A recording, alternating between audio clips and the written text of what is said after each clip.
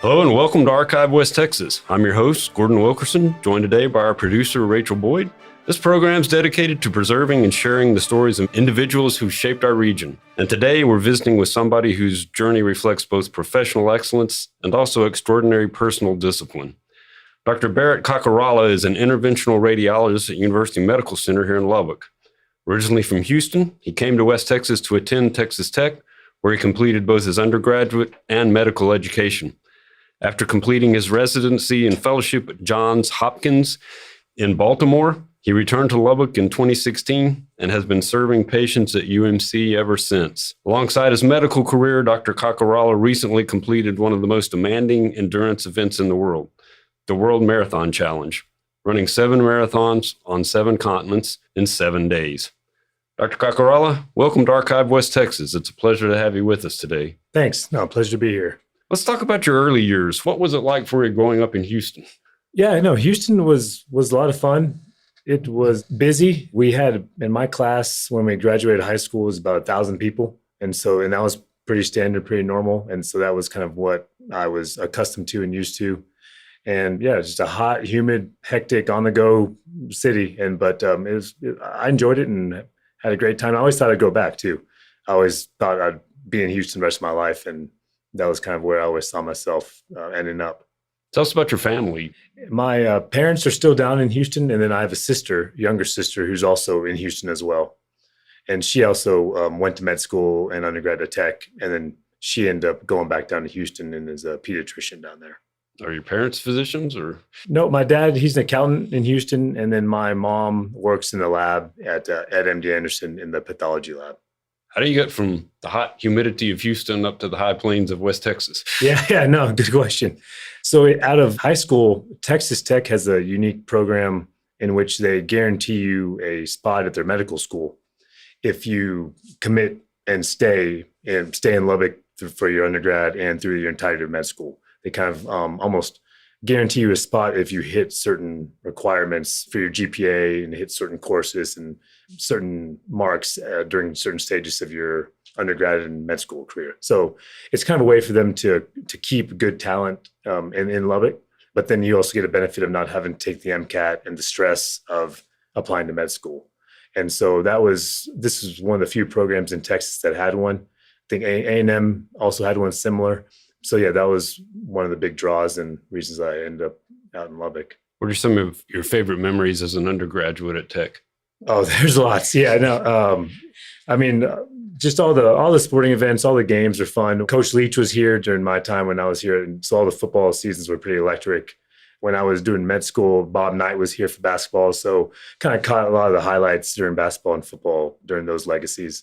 Just lots of friends I still keep in touch with, and actually from our med school, probably a dozen or a couple of dozen classmates came back to Lubbock too. So we had a kind of good group during undergrad and grad school that kind of came back to this area, which was kind of nice. What were your first impressions of Lubbock when you got here from Houston?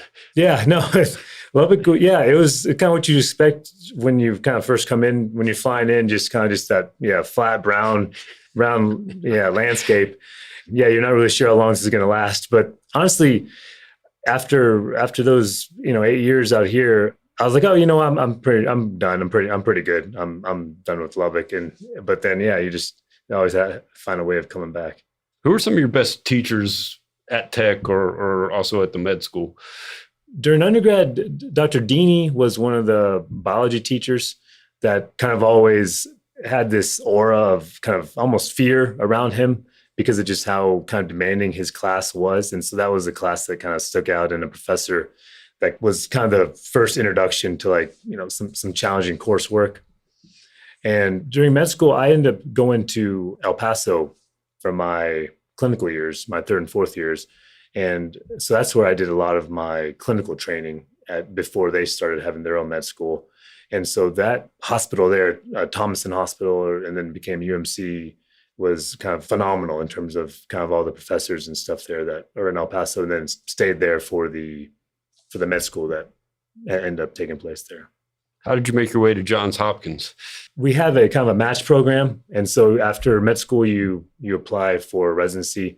And I've initially matched into radiology. But before that, I did a year of surgery in Dallas.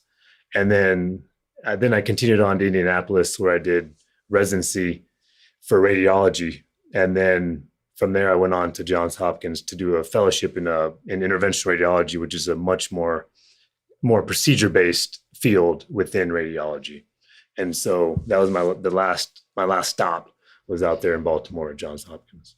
For our listeners that might want to take a deeper dive on it, what exactly is interventional radiology? So that's kind of doing using image guidance like X-rays, CTs, ultrasound to do minimally invasive procedures, either biopsies, angiograms, kind of like what cardiologists do in the heart, except we do that everywhere else in the body except in the heart. So various procedures that we use image guidance to help us achieve that goal. What's your typical day look like? Yeah, usually our practice is kind of a mix. We'll do maybe 70-60% procedures and cases. And then the other 30-40% is more diagnostic radiology, which is kind of reading imaging like your traditional CTs, X-rays, ultrasounds, things like that. So of all the places you could go after finishing a fellowship at Johns Hopkins, what brought you back to Lubbock? Yeah, my wife I met during residency in Indiana, and she's also a radiologist. So we were both kind of applying for jobs at the same time. We applied all over Texas, different big cities across the country. But Lubbock was unique just because they would hire. First of all, they hired both of us, which was kind of rare.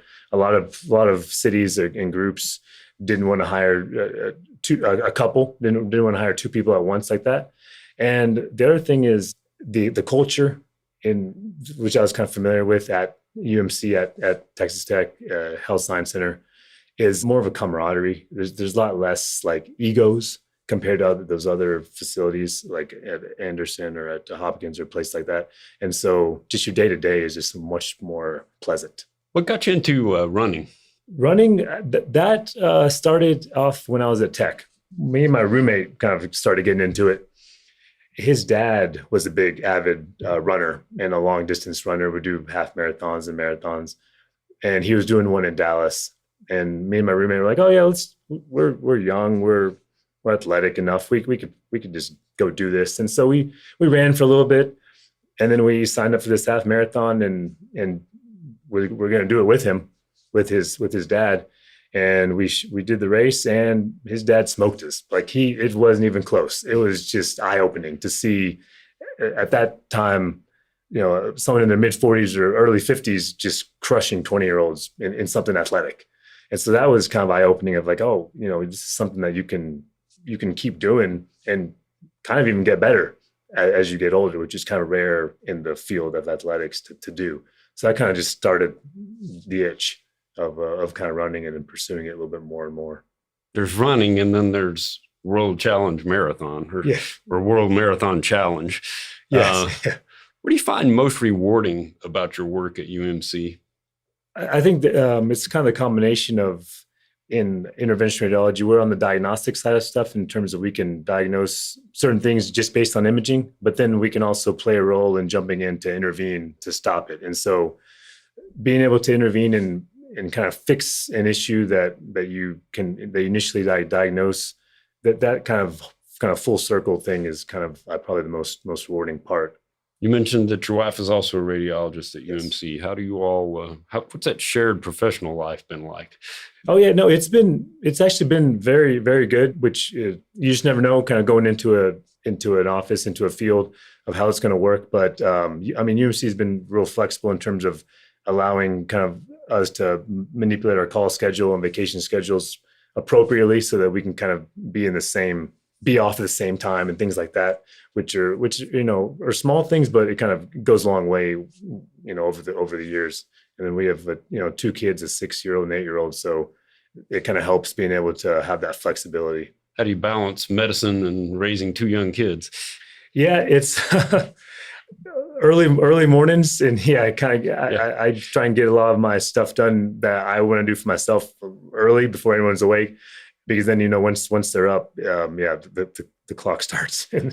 We talked about how you got drawn into running with your roommate and some of your early experiences. When did running become something more serious for you? It kind of just progressed. Yeah, during undergrad, we kind of started that one half marathon, and then from there we kind of just wanted to kind of get faster in that half marathon field, and then we kind of wanted to say, okay, let's try and see how we can do in a marathon, and then it kind of just kept escalating into like triathlons and sprints, and then Ironmans, and eventually ultra running, and then the most recent ultra race that I did was what you mentioned, the World Marathon Challenge. But you've done other ultra events. So Ironmans. I've done a couple of those full Ironmans, and then some 100-mile or 100K, 100-mile races as well. Kind of more trail running, and then eventually this most recent race. Okay, what's it like to run 100K or 100 miles? That I think was even probably harder than honestly than this most recent race, just because you're doing it all at once.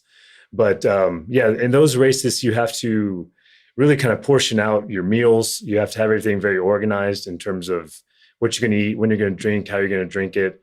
And a couple of times you don't follow that because you don't think you need to, and you think you would just catch up, but and you can't. And then you have issues in terms of having trouble digesting stuff. Your kidneys aren't getting enough fluid, and they start acting up, and so you can deteriorate pretty quickly in those races, a lot faster than you think. So for our listeners who are hearing about this for the first time, what exactly is the World Marathon Challenge? This is an event that's been going on probably since 2015, so almost about 10 years, in which you do 7 marathons in 7 days on 7 continents. And that's kind of the goal, is that 7-day time limit is kind of the crunch that you're working against.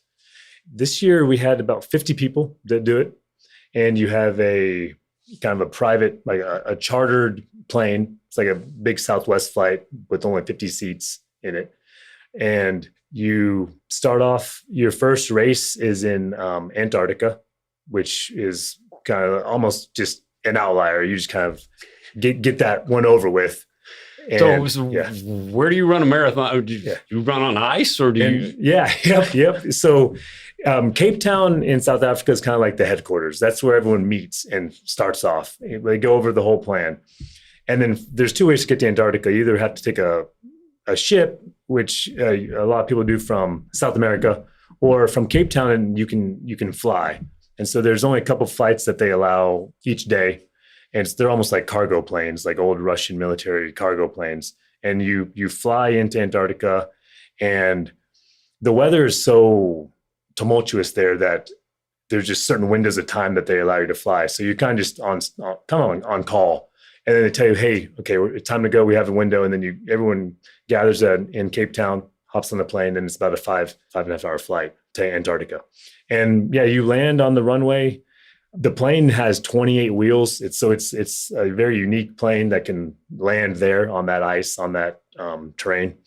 And then there's kind of a carved out area that they try to kind of plow for you to run. And it's kind of a 3-mile loop. And you just run that 3-mile loop for your marathon, because if they get any more than that, it gets kind of hard for them to keep track of everybody, because they need to be able to see everyone at once. And so they can't have people going off into Antarctica where they can't visualize you clearly. What's the temperature at the starting line here? So during our year, it was right around 0 or just below 0. It just depends on the wind. Just okay, like is this Celsius or Fahrenheit? Fahrenheit, yeah. So you get off this plane and you're going to run 26.2 miles in 0 degree temperature. Yes, that's the yep. And so that's the plan mentally. You're just what are you wearing? Lots of layers, yes, because you'll sweat, but you don't want to like sweat too much. So it's kind of a balance of kind of taking off different layers, And what about frostbite on your face or your? Yep, that's the thing that they really preach. Is it's kind of a weird balance because it's like sunny but cold. So you don't want to have any skin exposed, but you also want to keep it covered so it's not exposed to frostbite. But then you also need like sunglasses or like ski goggles because it's so bright. And so it's kind of odd because you're running in the sun, but then you can get frostbite. So it's kind of a balance. They plow it so you're actually on ground, or or pavement or something, some hard surface? Yeah, it's kind of iced. Yeah, it's mainly iced. And then they try to mark off areas where there's like what they call blue ice, where it's like real slick. And so they try to put some cones around like hot spots that they want you to avoid. But you kind of run in these a little bit different shoes than what you run in normally, but it's almost like trail spiked shoes for that portion of the race. Do they have aid stations? Or do you drink? How do you hydrate? It seems like everything would freeze. Yeah, no. They have heated stations. They have two. So they had one kind of at the 1.5 mile area and then one at the start, or, so every 1.5 miles you have the ability to at least get some water or food, because you really kind of hard to carry it on you there. And so what was your time in that race? So that was about a little over 5 hours. Yeah. That's good. That was, no. And that was actually not my slowest one. Yeah. Because it's, there's a lot of adrenaline. It's your first one. And so, yeah, a lot of stuff going. Do you spend the night in Antarctica, or do you get back on the plane and fly? Yeah, that was a quick run and then get on a plane and get out of there, because you don't want to get stuck there, because once you start your Antarctica race is kind of when you start your 7-day clock. And so they want to kind of keep things moving.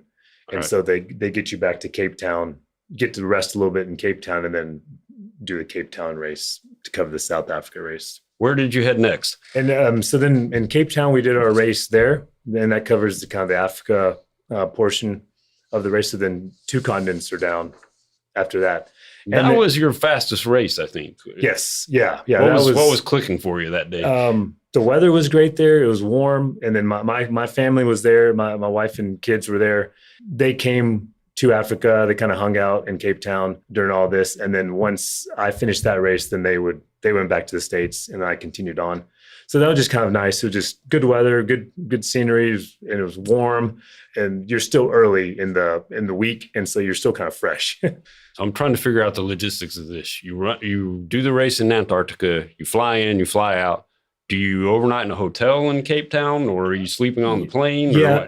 So then really from there on out, everything is you're resting and sleeping on the plane, because the goal is when you land, you want to be running in 3 hours after you land. So, going through all the customs and going through all the logistics and transport to the race area. And after you finish, the goal is to get you back on the plane by 3 hours.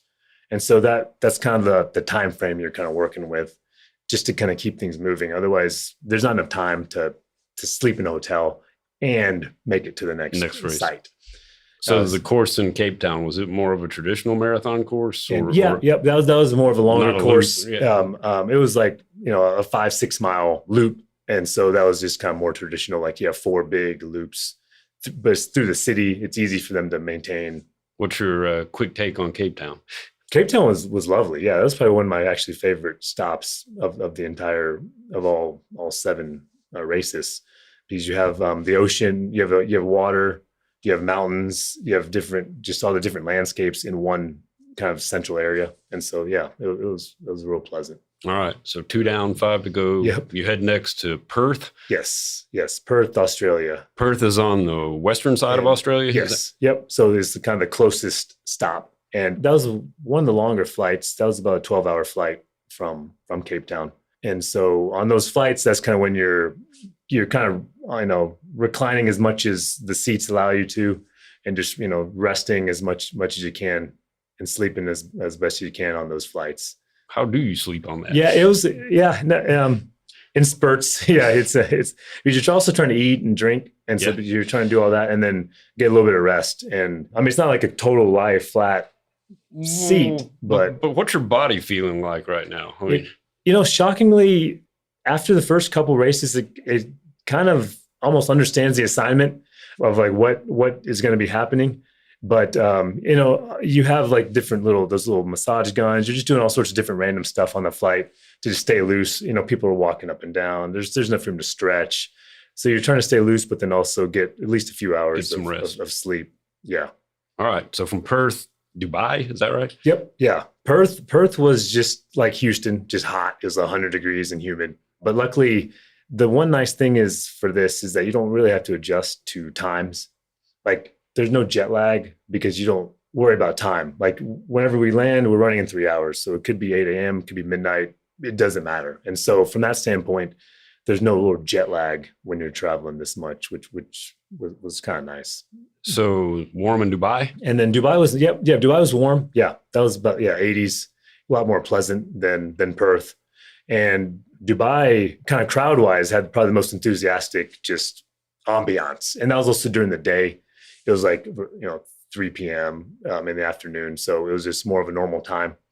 And so that was kind of a fun race to come in the middle of it all. Okay, so we've been to Antarctica, we've been to Africa, been to Australia, and then Dubai would be Asia. Yep. Yeah. All right. That checks the box for Asia. So then we're going to hit Europe by way of Madrid. Yes. Yep. Madrid in Spain was the Europe race.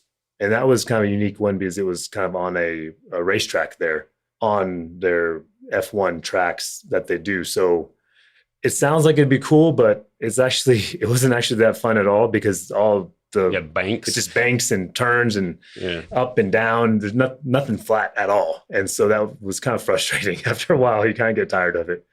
And that was a little bit chilly there too. In Madrid, it was about 40s. So then you go across the Atlantic to Brazil. Yep. Yes. Brazil is the second to last race in Fortaleza. Where's Fortaleza? It's kind of in the kind of northeast part of Brazil there. And there, unfortunately, it was just a total just downpour. It probably rained 90% of the race. Well, it looked like that might have been your toughest race. Yeah.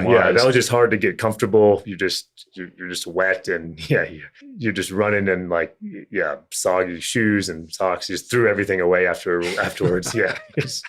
Just forget that one. But you're so close to the end, you don't want to like fall and do anything silly. But 6 down and your body's still fine. You're not you're not locking up. I don't know. Yeah, luckily everything stayed loose. Yeah, I was able to. Didn't need any braces or anything yet at that point. No, and then you just knew that. Yeah, you're at least going to Miami, and then you just got to make it through. So it finishes in Miami. Yes. All right. Yeah, and we started that one probably around midnight or around 1 in Miami. So we finished kind of early in the morning.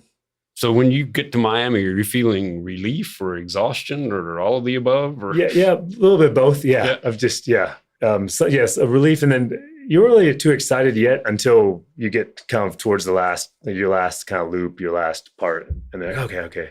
Was there any moment during the week where you thought, I don't know if I can do this? Shockingly, no. And a lot of that's just because you're with like 45, 50 other people. And so it's just that part was kind of probably the most fun, just kind of joking around, being able to hang out on the plane. Do you know any of these people prior to the race? No. Yeah, we didn't. There's always, every year, there's at least 3 or 4 from Texas, they say. It's just kind of, out of 50 people, there's always like 10% from Texas. It's from all over the world. Yeah. Gives the opportunity to forge some friendships, I would guess. Yeah. What role did your fellow competitors or your fellow participants play in helping you get to the finish? Yeah, it was, that part was kind of fun just because everyone kind of everyone had the same goal, but then everyone had different ways of getting there. Like some people just, everyone had their own race, but, it was still the same race, if that kind of makes sense. And so. Is there a time limit? Yeah, they 7 hours is kind of what the max they allow. And so that's kind of the limit that they put just to kind of keep things moving. What did your experience teach you about limits, both physical and mental limits? Yeah, I mean, you question if there are any. but it does kind of allow you to, everyone kind of had a plan of what they kind of, how they, would tackle each thing. And I guess kind of what this kind of showed is that like, it didn't really matter what your plan was because something was going to come up that you weren't expecting. And everyone kind of had their own thing to deal with. And so that was kind of just the thing is just, you just kind of had to deal with what was going to happen, but you didn't know what it was going to be. But everyone had something come up that was like, oh, I did not plan for this, but everyone still found a way to kind of get through it. And so that was kind of the take home was like, it didn't really matter what you planned, something's going to happen that you're not expecting, but you're still going to have to find a way to pivot around it.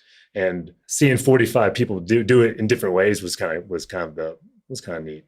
Has this experience changed the way you approach your work, your family, or your life? Yeah, I mean, I think the one thing that I took away that I really appreciated from it is how it allowed you to connect with everyone. It served as like a very unique conduit to allow you to kind of really meet and connect with other people that you wouldn't normally cross paths with from all over the world. I mean, and even from the States, about a dozen people from the US.